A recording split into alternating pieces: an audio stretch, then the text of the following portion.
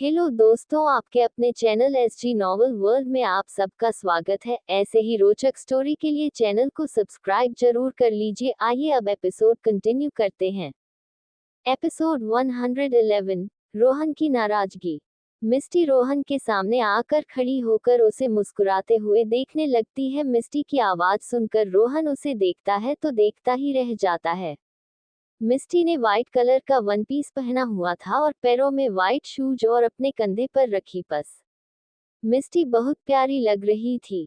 रोहन मिस्टी को ही देखने लगता है, तभी मिस्टी उससे बोलती है, अगर तुमने ये आइसक्रीम पूरी फिनिश कर ली हो तो चले।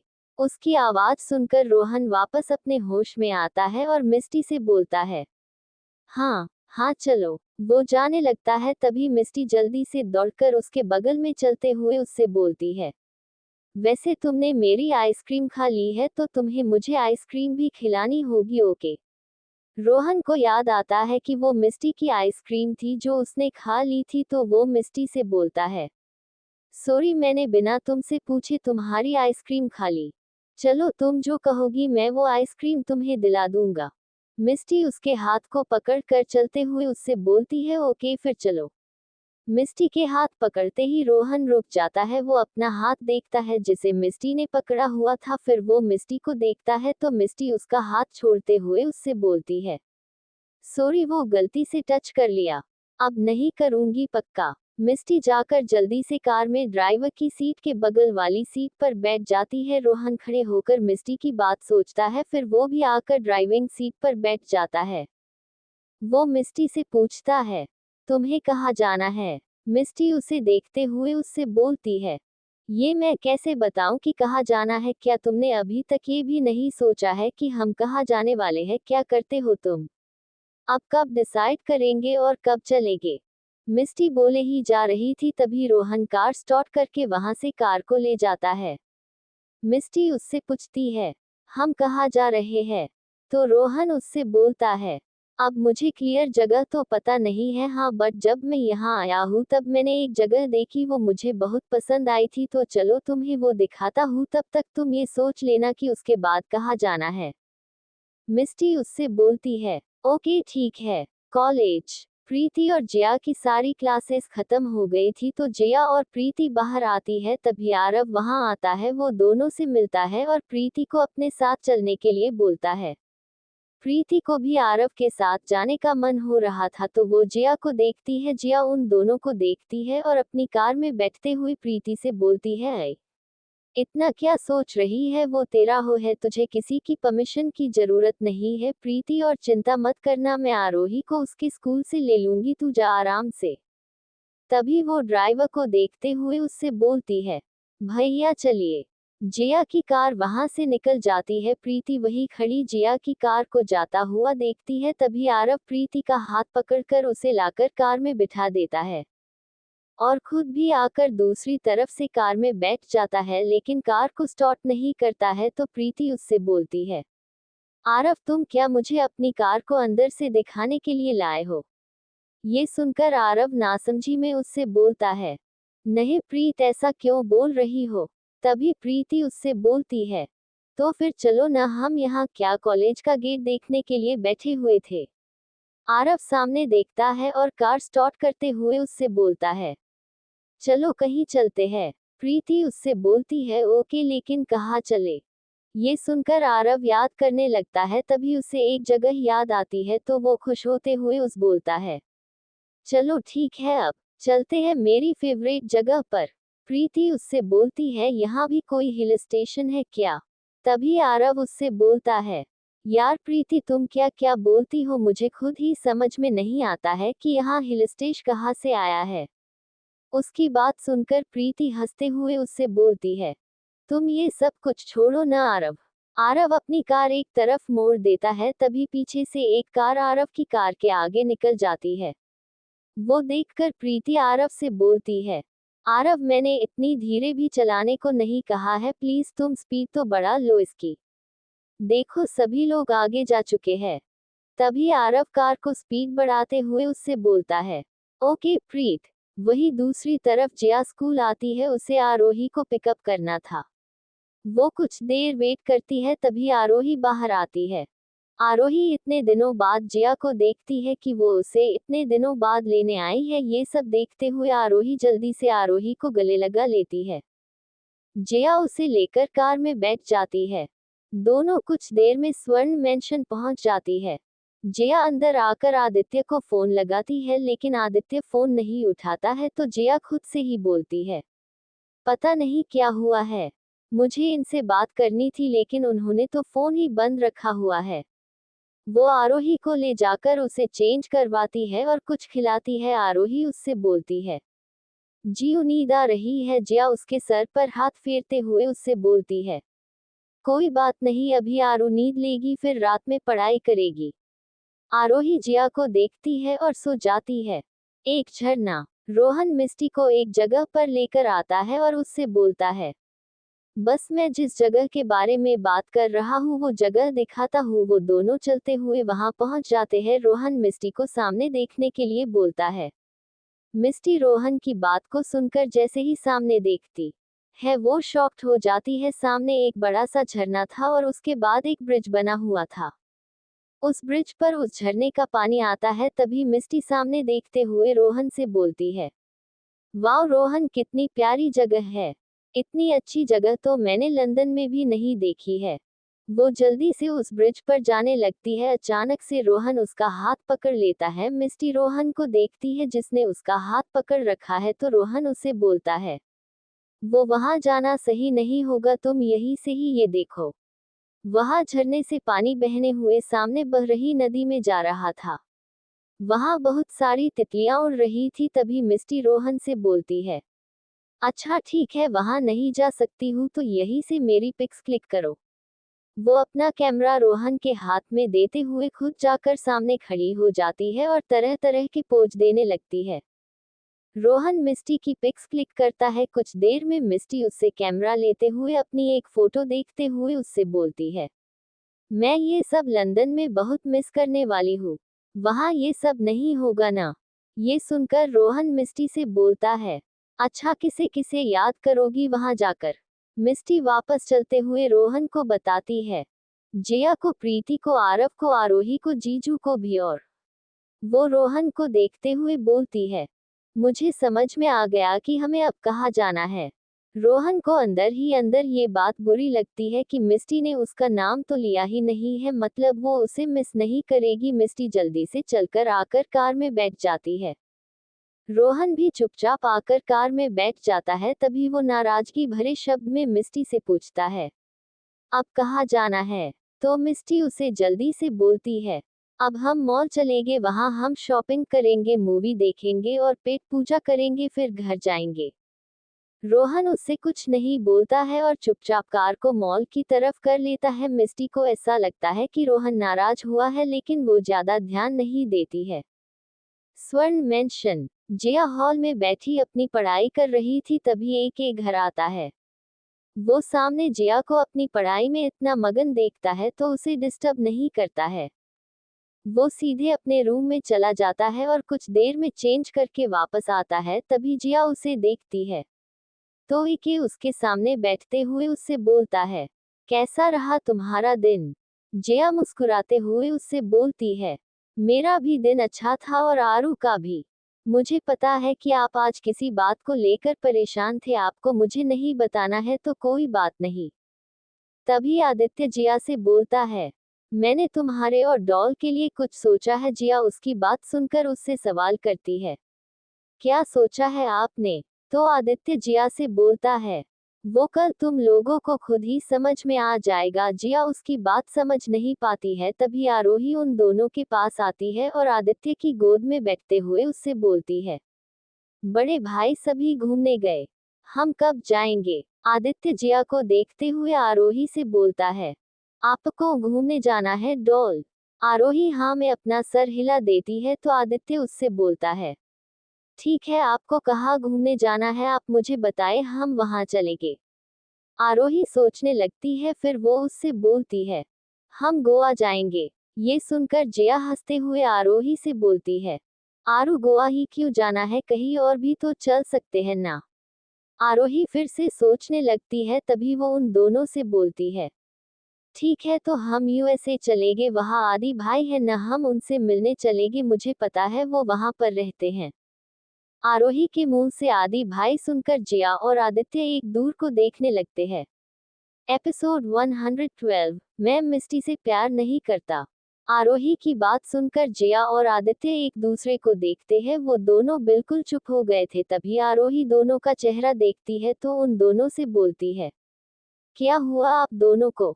तभी आदित्य आरोही को गले लगा लेता है और उससे बोलता है, आपके आरव भाई ने ही आपको बताया है।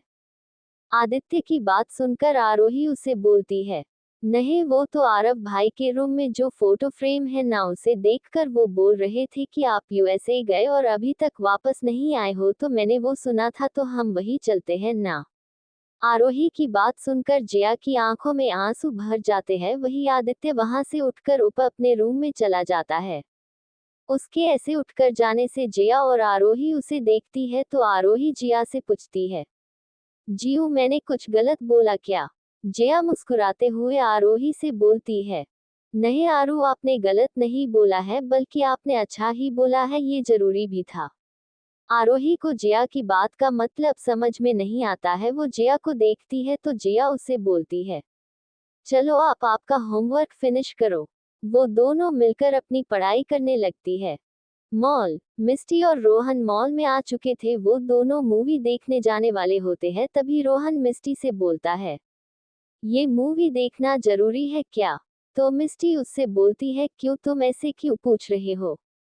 तो रोहन मिस्टी से बोलता है, मूवी में बहुत टाइम वेस्ट होता है और मुझे अपना टाइम इन फालतू कामों में वेस्ट करना बिल्कुल भी नहीं पसंद है, तो हम ये कैंसिल कर सकते हैं क्या?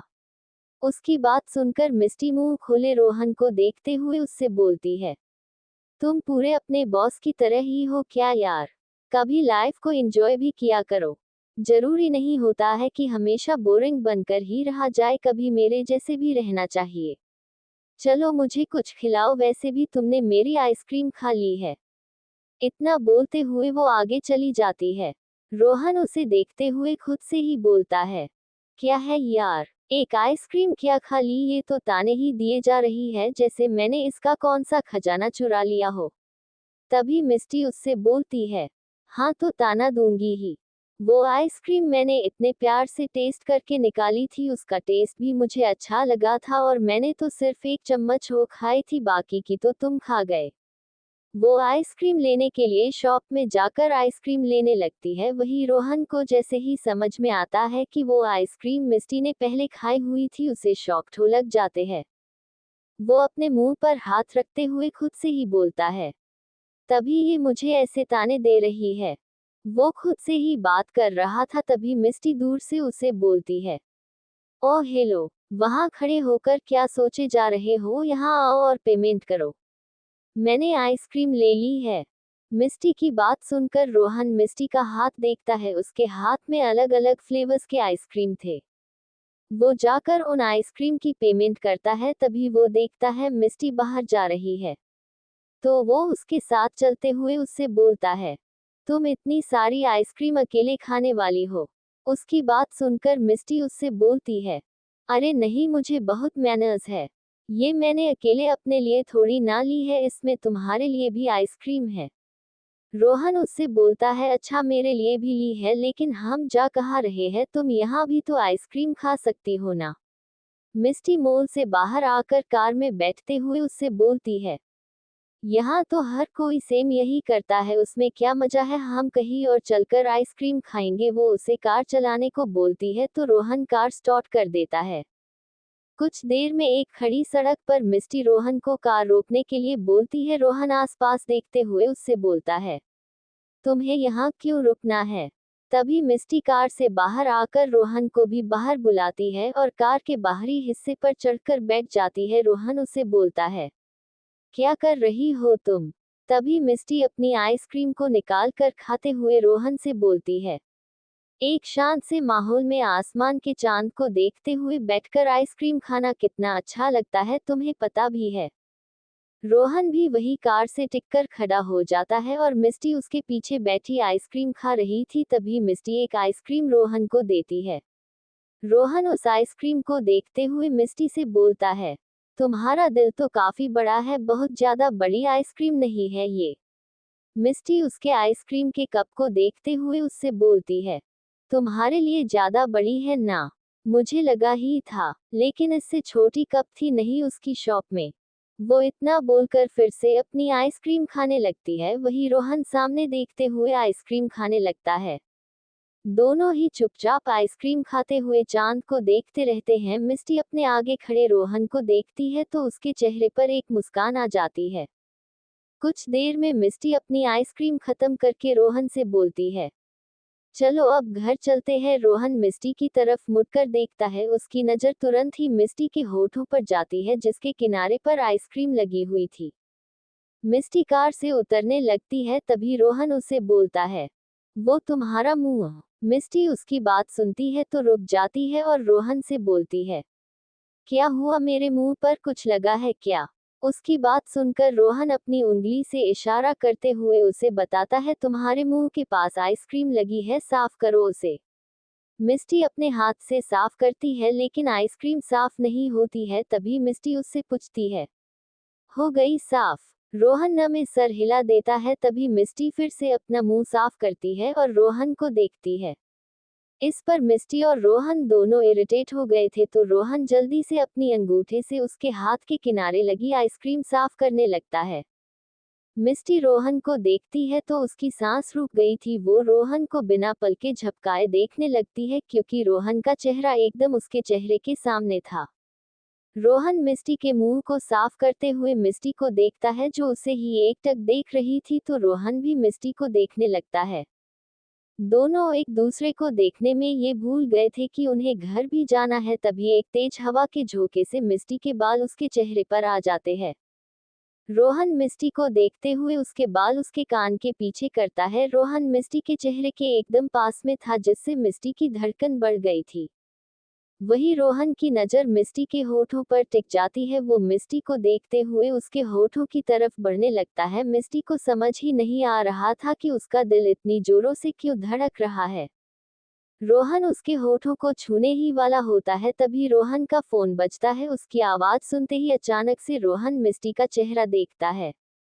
वो उसके चेहरे के एकदम करीब था तो वो जल्दी से मिस्टी से दूर हो जाता है। वो मिस्टी की तरफ न देखकर अपना फोन निकाल कर देखता है। आरव उसे फोन कर रहा था तो वो फोन उठाकर आरव से बात करने लगता है। वही मिस्टी रोहन को देखती है तो वो खुद के दिल को शांत करते हुए जाकर कार में बैठ जाती है।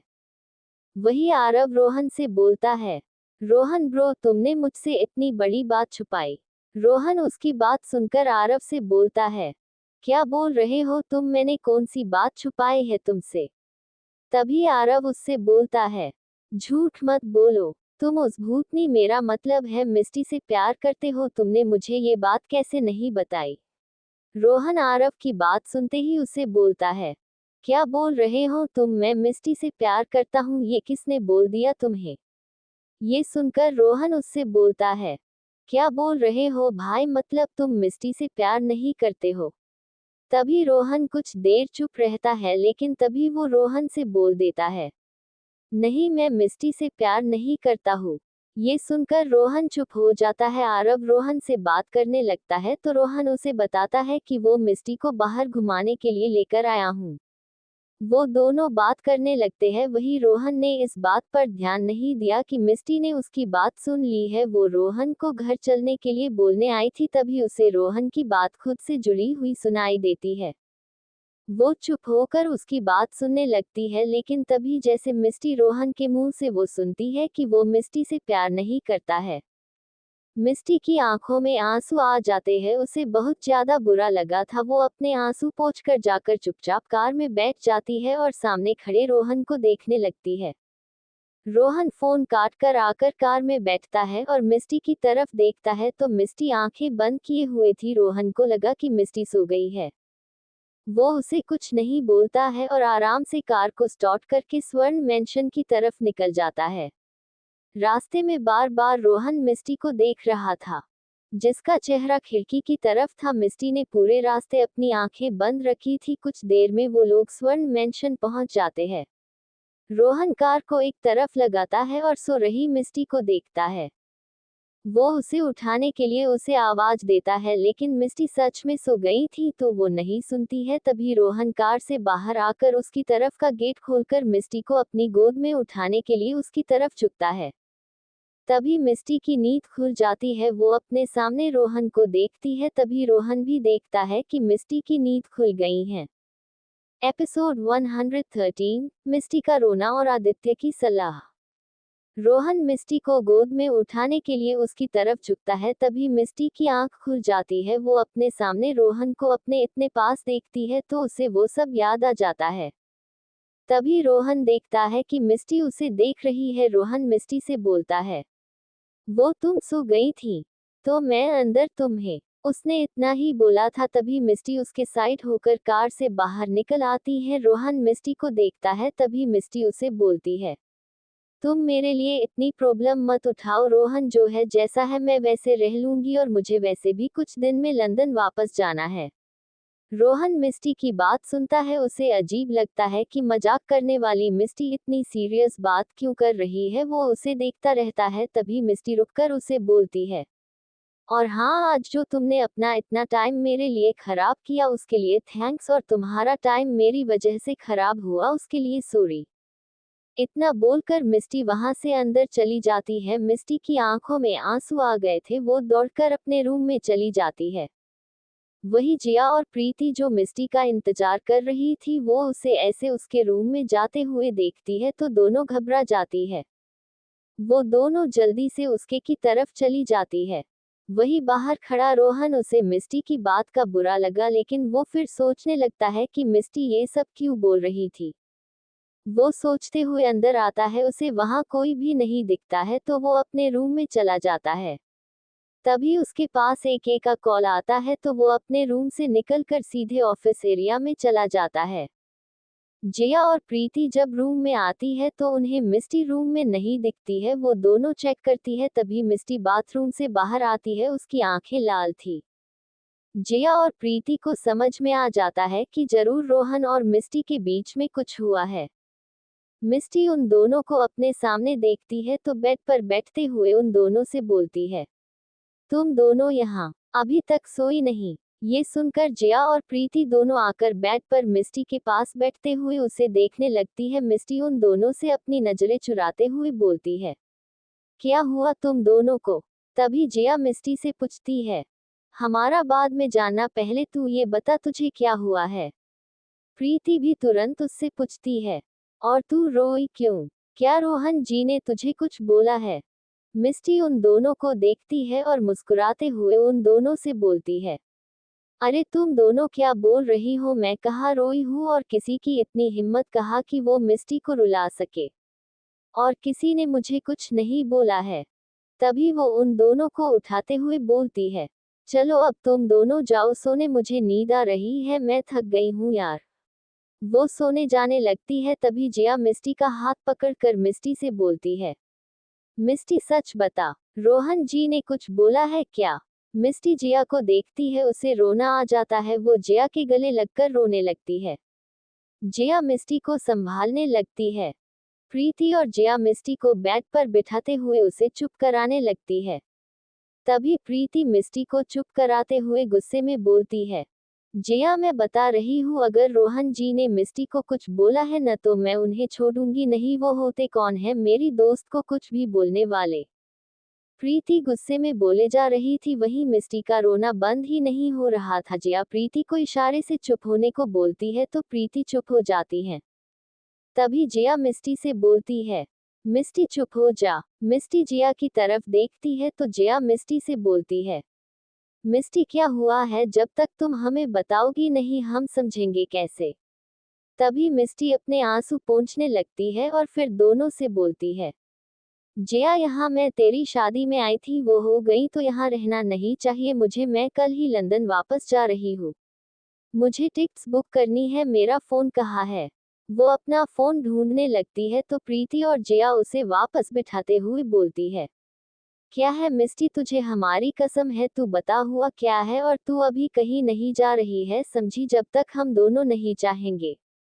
मिस्टी उन दोनों के सामने चुप बैठी रहती है तो प्रीति को उसके ऊपर गुस्सा आने लगता है। वो उससे कुछ बोलने वाली होती है, तभी मिस्टी उन दोनों से बोलती है, रोहन मुझसे प्यार नहीं करता है यार। उसने फोन पर किसी से कहा कि वो मुझसे प्यार नहीं करता है।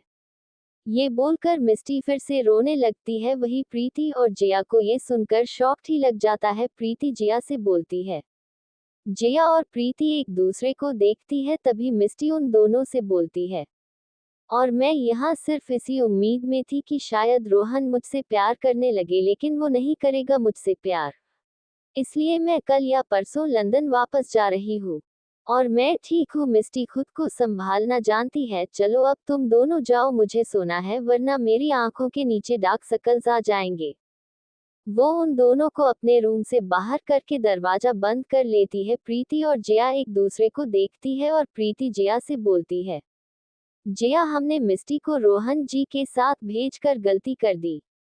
हमें पहले ये जान लेना था कि रोहन जी के मन में क्या है, और देख हमारी गलती की वजह से आज मिस्टी रो रही है।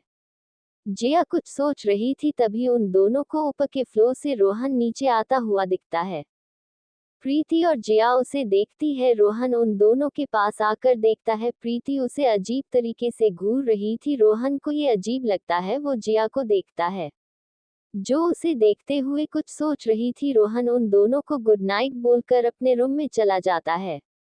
जिया उसे जाता हुआ देखती है तो प्रीति से बोलती है, प्रीति चिंता मत करो, तुम भी जाकर सो जाओ, सुबह सोचते हैं कि क्या करना है।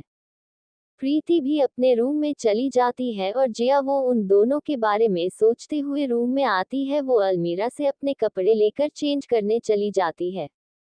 वही सामने बेड पर बैठे आदित्य को वो देखती भी नहीं है।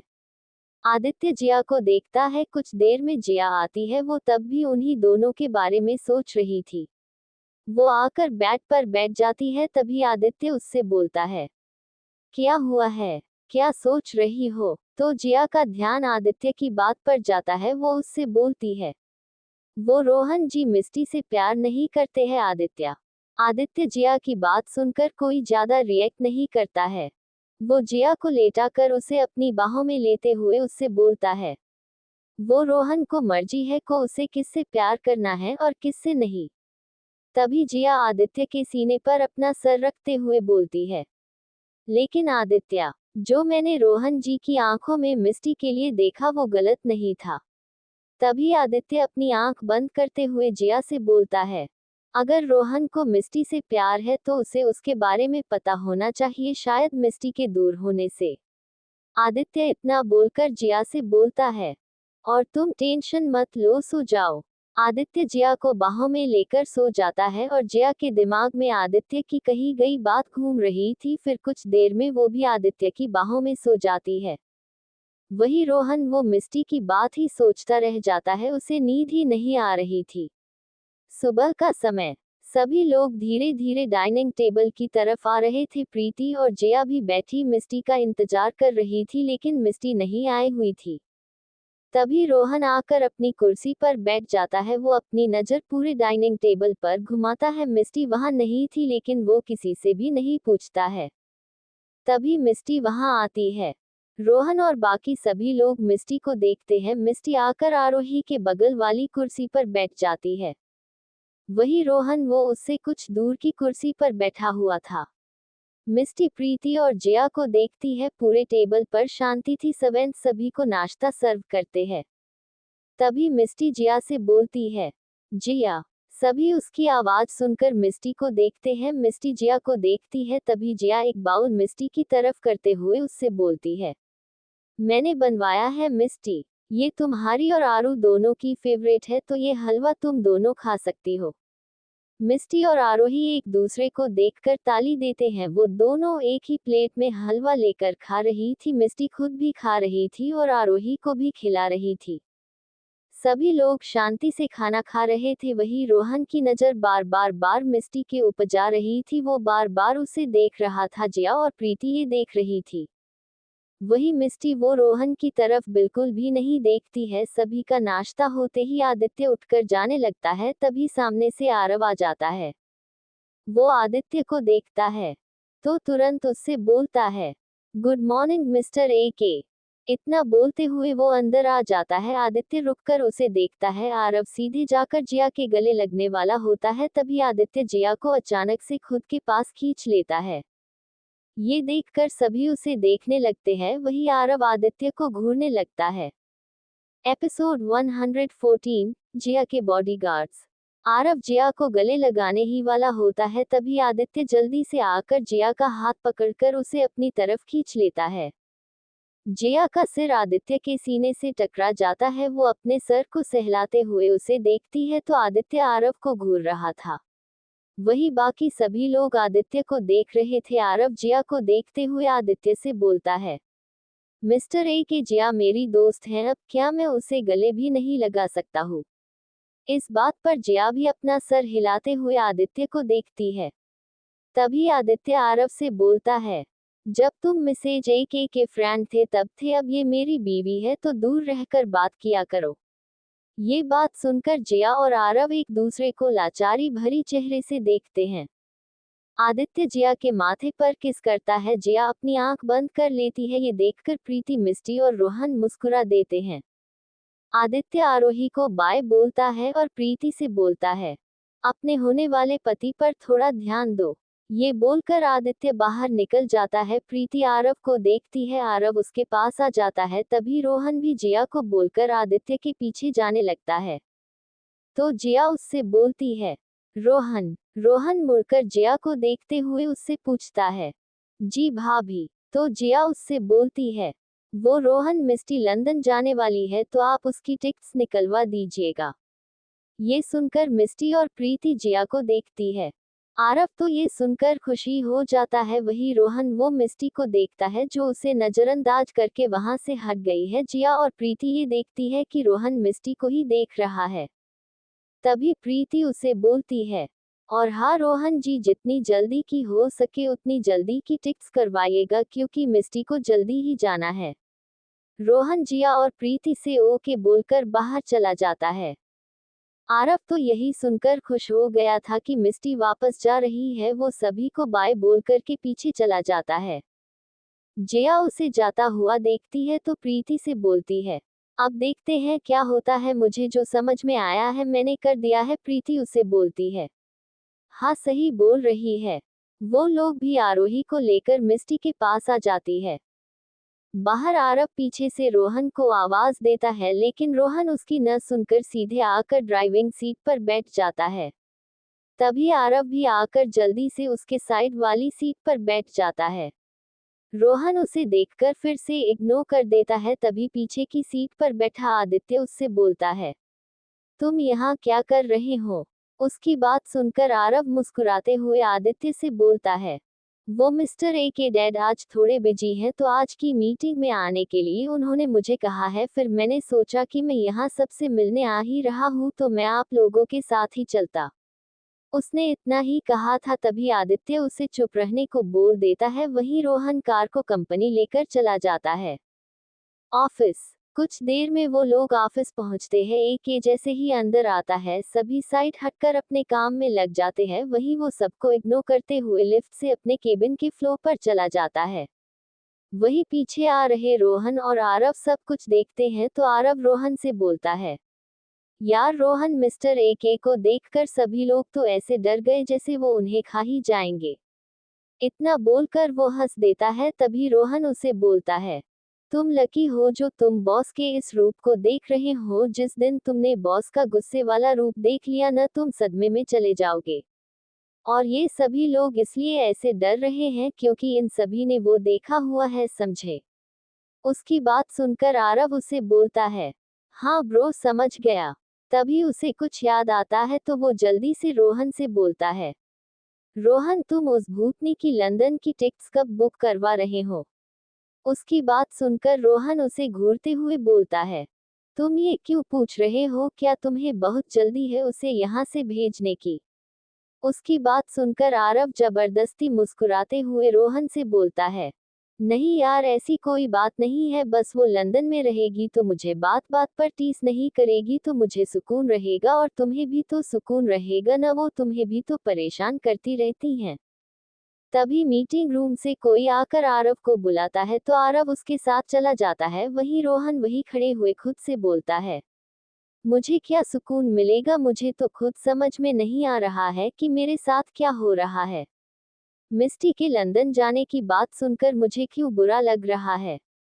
वो खुद में ही उलझा रहता है।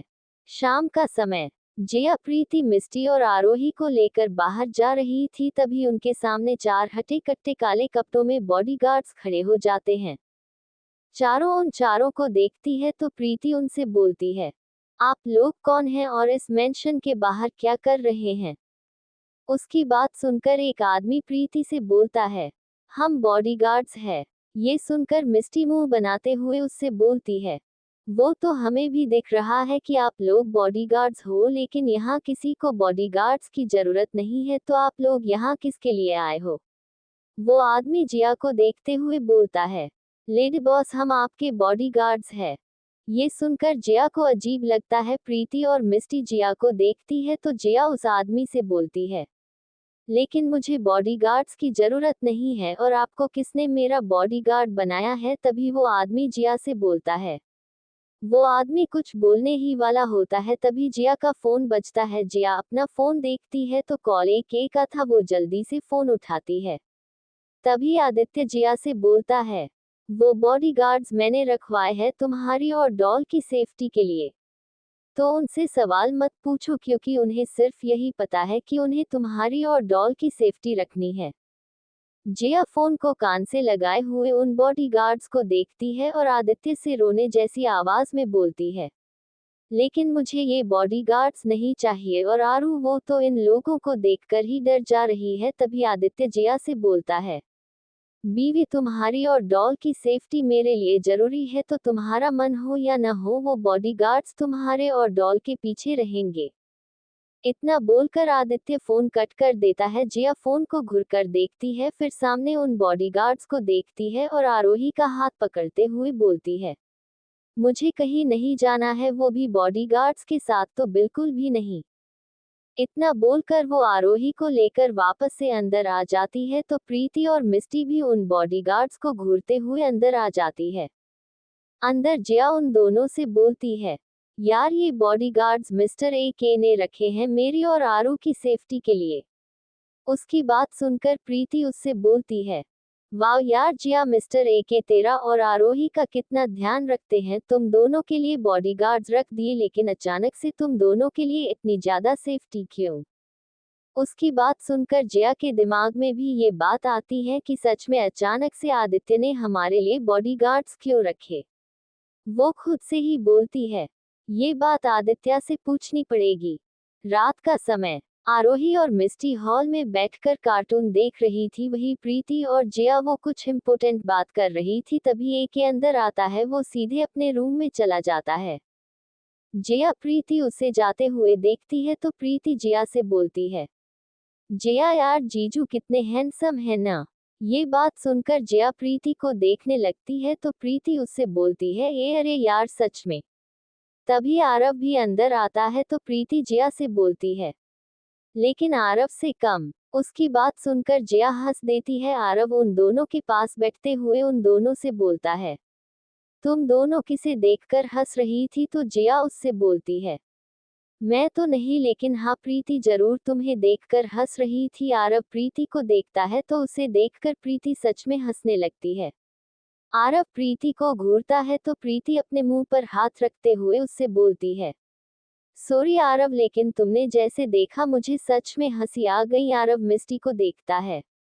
तभी रोहन अंदर आता है तो आरव उसे भी वही सभी के बीच बिठा लेता है। तभी आरव मिस्टी से बोलता है, वैसे मिस्टी, तुमने ऐसे अचानक से लंदन वापस जाने का प्लान कैसे बना लिया। उसकी बात सुनकर मिस्टी रोहन को देखती है जो अपना फोन देख रहा था। वो आरव से बोलती है, तुम्हारे लिए तो अच्छी ही बात है कि मैं वापस जा रही हूँ, अब तुम्हें कोई टीस नहीं करेगा। और मेरी अपनी वजह है कि मुझे जल्दी वापस जाना है। रोहन भले ही अपने फोन में देख रहा था, लेकिन वो मिस्टी की सारी बातें सुन रहा था। आरव उससे बोलता है, मिस्टी, तुम मुझे बिल्कुल भी पसंद नहीं हो, लेकिन मैं ये दिल से चाहता था कि तुम मेरी और प्रीति की शादी तक तो रुक जाओ, उसके बाद चली जाना। ये सुनकर सभी मिस्टी के जवाब का इंतजार करने लगते हैं। तभी मिस्टी अपने साइड से एक पिलो उठाकर आरव के मुंह पर मार देती है। आरव उसे घूर कर देखता है। मिस्टी मुंह बनाते हुए उससे बोलती है, हाँ तो तुम भी मुझे बिल्कुल भी पसंद नहीं हो, बंदर कहीं के। वो वापस से अपनी जगह पर बैठ जाती है। आरव को गुस्सा आ जाता है तो वो भी एक पिलो उठाकर मिस्टी के ऊपर फेंक देता है। मिस्टी तुरंत उस जगह से हट जाती है और आरव को देखकर हंसने लगती है।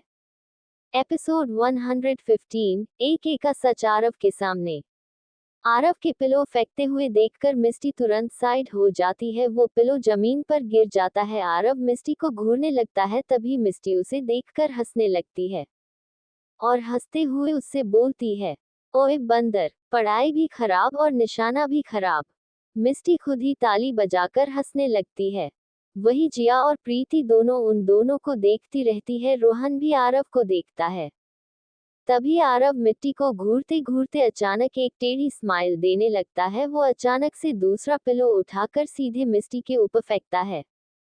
वो पिलो सीधे जाकर मिस्टी के मुंह पर पड़ता है। मिस्टी और बाकी सभी शॉक्ड हो जाते हैं। वो सभी आरव को देखते हैं। आरव जोर जोर से हंसने लगा था। वही रोहन आरव को घूरने लगा था।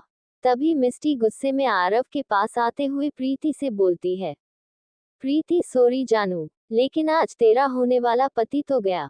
वो आरव को तकिए से मारने लगती है। आरव बचने की कोशिश कर रहा था। आरोही और रोहन दोनों आरव को मार खाता हुआ देख रहे थे। वही प्रीति जल्दी से जिया से बोलती है, जिया रोक इन्हें, वरना आज तेरा ये मेंशन कुछ और ही बन जाएगा। जिया आरव और मिस्टी के पास जाकर उन्हें रोकने लगती है। आरव और मिस्टी की लड़ाई में पिलो फट जाता है और पूरे हॉल में रोया फैल जाती है। फिर भी मिस्टी और आरव का लड़ना नहीं रुक रहा था। जिया अब परेशान हो गई थी। वो उन दोनों के बीच में जाते हुए दोनों को रोकने लगती है। तभी आरव मिस्टी को पीछे धकेलने वाला होता है। मिस्टी फिर से हट जाती है जिससे वो धक्का जिया को लग जाता है। जिया धक्का लगने से अपनी साड़ी में फंसकर पीछे की तरफ गिरने लगती है। उसे देखकर सभी शॉक्ड हो जाते हैं। मिस्टी और आरव अपनी लड़ाई भूलकर जिया को देखते हैं। जिया अपनी आंख बंद कर लेती है। आरोही जिया को गिरते हुए देखकर जोर से चिल्लाती है, जियो। जिया पूरी तरह गिरती उससे पहले ही आदित्य आकर जिया को थाम लेता है। जिया सीधे आदित्य की बाहों में गिरती है। ये देखकर सभी को चैन मिलता है। जिया को कोई दर्द नहीं होता है तो वो खुद से ही बोलती है, थैंक गॉड बच गई। तभी वो अपनी आंख खोलकर सामने देखती है। उसकी आंखों के सामने आदित्य का हैंडसम सा चेहरा गुस्से में था। वो लाल हो चुका था। सभी लोग भी आदित्य को देखते हैं। वो गुस्से में आ चुका था तो सभी चुप हो जाते हैं। तभी आदित्य जिया को खड़ा करते हुए उसके बाल पीछे करता है। जिया भी शांति से खड़ी हो गई थी। उसे भी समझ में आ रहा था कि अभी कुछ बोलना सही नहीं होगा। पूरे हॉल में शांति फैल गई थी। तभी आदित्य जोर से चिल्लाकर बोलता है, तुम लोग बच्चे हो क्या, जो एक दूसरे को धक्का दे रहे हो। आदित्य की इतनी तेज आवाज सुनकर वहां खड़े सभी लोग कांप जाते हैं। वही आरोही डरकर सीधे जाकर जिया से चिपक जाती है। जिया आरोही को न डरने को बोलती है। तभी मिस्टी कुछ बोलने के लिए अपना मुंह खोलने वाली होती है, लेकिन रोहन उसे दूर से ही इशारे से चुप रहने को बोल देता है तो मिस्टी उसका इशारा समझकर चुप हो जाती है। लेकिन तभी आरव बोल देता है, मैं नहीं ये भूतनी। उसने इतना ही बोला था तभी आदित्य तेज आवाज में उसे बोलता है, शट अप आरव, और तुम बड़े हो गए हो। बच्चों जैसी हरकतें करना बंद करके थोड़ा अपने फ्यूचर पर ध्यान दो, वो तुम्हारे लिए अच्छा होगा। ये सुनकर सभी पूरी तरह चुप हो जाते हैं। वहीं आरव को बहुत बुरा लगता है और बाकी सभी भी आरव को देखते हैं। आरव बिना किसी से बोले सीधे बाहर जाने लगता है। तभी पीछे से उसे आदित्य की आवाज आती है, तुम्हें किसने यहाँ से जाने की परमिशन दी। ये सुनते ही आरव के कदम रुक जाते हैं। वो गुस्से में वापस आ जाता है। आदित्य जाकर डाइनिंग टेबल के पास अपनी कुर्सी पर बैठते हुए बोलता है, बीवी अगर किसी को भूख लगी हो तो उसे अभी खाना होगा। ये सुनते ही सभी आकर अपनी अपनी चेयर पर बैठ जाते हैं। सभी शांत ही बैठे हुए थे। आदित्य की इतनी तेज आवाज सुनकर सभी नौकर भी डर गए थे। जिया सभी को खाना सर्व करने को बोलती है। वो नौकर डरते हुए सभी की प्लेट में खाना सर्व करते हैं और एक साइड हट जाते हैं। जिया आरोही को खाना खिलाने लगती है। सभी चुपचाप अपना अपना खाना खाते रहते हैं। आरोही चुपके चुपके आदित्य को देख रही थी, फिर बिना आनाकानी किए खाना खा ले रही थी। जैसे ही सभी का खाना खत्म होता है, आदित्य खड़े होते हुए रोहन से बोलता है, रोहन ऑफिस में आओ। रोहन ओके बॉस बोलकर खाना छोड़कर उठने लगता है। तभी जिया उससे बोलती है, रोहन जी पहले खाना खत्म करो फिर जाना, कोई जल्दी नहीं है, खाने को ऐसे छोड़कर नहीं उठना चाहिए। रोहन और बाकी सभी जिया की बात सुनकर आदित्य को देखते हैं। आदित्य जिया को घूरता है। जिया उसे प्यार से देखती है तो आदित्य अपने रूम में चला जाता है। वही रोहन बैठकर खाना खाने लगता है। मिष्टी खाना खाते हुए एक बार रोहन को देखती है। उसी वक्त रोहन भी मिष्टी को देखता है। दोनों की नजरें मिलती है। मिष्टी तुरंत अपनी नजर रोहन से हटा लेती है, लेकिन रोहन मिष्टी को ही देखता रहता है। आरोही को जिया दवा खिलाती है और आरोही को सुलाने जाने लगती है। तभी मिष्टी उससे बोलती है, जिया आज मैं आरोही को सुला दूं। जिया उससे बोलती है, हाँ इसमें पूछने की क्या बात है, बिल्कुल। मिष्टी आरोही को लेकर उसके रूम में चली जाती हैं। रोहन भी उठकर ऊपर चला जाता है। आरव बाहर जाने लगता है। तभी प्रीति उसे कुछ बोलने वाली होती है, लेकिन आरव उसे हाथ दिखाकर रोकते हुए उससे बोलता है, प्रीति अभी नहीं, मुझे अभी इससे जुड़ी कोई बात नहीं करनी है। प्रीति चुप हो जाती है। आरव बाहर चला जाता है। तभी जिया प्रीति से बोलती है, प्रीति टेंशन मत लो, मैं आरव से बात करती हूँ। इतना बोलकर वो आरव के पीछे पीछे बाहर आ जाती है। वो बाहर आकर देखती है आरव अंधेरे की तरफ मुंह करके गार्डन में खड़ा था। जिया उसके पास आकर उसके कंधे पर हाथ रखती है। तभी आरव जिया का हाथ हटाते हुए उससे बोलता है, जिया प्लीज यार, अभी नहीं, मेरे गुस्से को बढ़ाने का काम मत करो, मुझे बहुत गुस्सा आ रहा है। जिया चुप होकर आरव की बात सुनती रहती है। तभी आरव उससे बोलता है, जिया वो तुम्हारे हस्बैंड है, इसी वजह से मैंने उन्हें कुछ नहीं बोला, वरना मैं भी आरव कपूर हूँ, मैं भी बहुत कुछ बोलना जानता हूँ। वो होते कौन है मुझसे इतनी तेज आवाज में बात करने वाले? वो तो मैं सिर्फ इसलिए चुप था क्योंकि वो मुझसे बड़े हैं। वो मेरे बड़े भाई नहीं है जो मुझे ऐसे चिल्ला सके। तभी जिया उससे बोलती है, उनका तुम पर पूरा हक है, तभी वो तुम पर चिल्ला रहे थे। आरव आरव गुस्से में जिया से बोलता है, जिया क्या बोले जा रही हो तुम?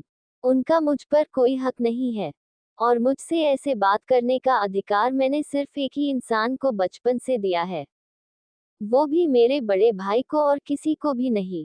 तो वो मुझसे ऐसे बात बिल्कुल नहीं कर सकते। वो सिर्फ यहाँ पर यूएसए से आए हुए एक बिजनेसमैन है और तुम्हारे पति। वो तुम पर अपना हक दिखा सकते हैं, मुझ पर या और किसी पर नहीं।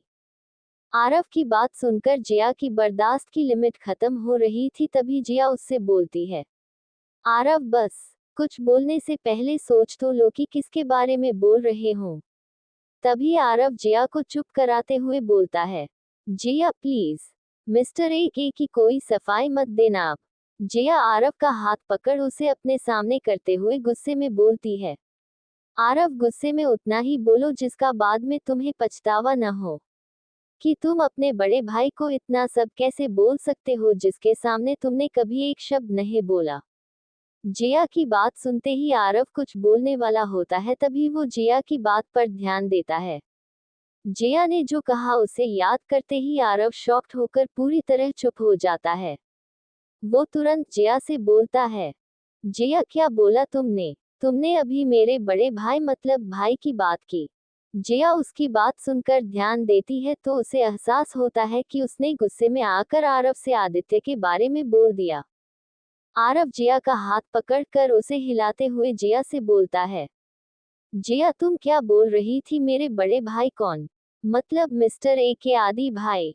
जिया कुछ नहीं बोल रही थी। तभी आरव उसे हिलाते हुए चिल्लाकर बोलता है, तुम चुप क्यों हो, जवाब दो मेरी बात का। जिया तुम सब जानती हो क्या मिस्टर ए के आदि भाई? जिया आरव को देखती है, उसकी आंखों में आंसू आ चुका था। वो आदित्य का नाम सुनकर उतावला होकर जिया से बार बार पूछ रहा था। तभी जिया उससे बोलती है, आरव वो आदित्य। आरव जिया से बोलता है, जिया बताओ यार, वरना मैं अभी जाकर खुद मिस्टर ए के से पूछूंगा क्या वो जानते हैं कि आदि भाई कहाँ है या फिर वहीं। तभी जिया खुद आरव से बता देती है। आरव प्लीज किसी के सामने ये मत बोलना, मैं तुम्हें बता रही हूँ प्लीज। आरव इधर उधर होते हुए जिया से बोलता है। जिया मैं मॉम की कसम खाता हूँ मेरे मुंह से किसी के सामने कुछ नहीं निकलेगा। तभी जिया आरव से बोलती है। आरव मिस्टर ए के ही आदित्य है, वो ही तुम्हारे आदि भाई है। आई जिया की ये बात सुनते ही आरव के कदम पीछे हो जाते हैं। तभी जिया उससे बोलती है। आरव प्लीज अभी मत पूछना कि रीजन क्या है, क्योंकि ये सिर्फ आदित्य जानते हैं, इसलिए ये बात किसी के सामने मत करना। आरव जिया की बात सुनते ही उसे तुरंत ये याद आता है कि ए के ही आदित्य है। वो वहां से सीधे दौड़ते हुए अंदर आता है। अंदर प्रीति उसे ऐसे भागकर ऊपर जिया और आदित्य के रूम की तरफ जाते हुए देखती है तो शॉक्ड हो जाती है। बाकी का नेक्स्ट एपिसोड नेक्स्ट पार्ट में कवर करेंगे। कहानी को लाइक शेयर कमेंट जरूर करें और प्लीज लाइक भी जरूर करें। Thank you.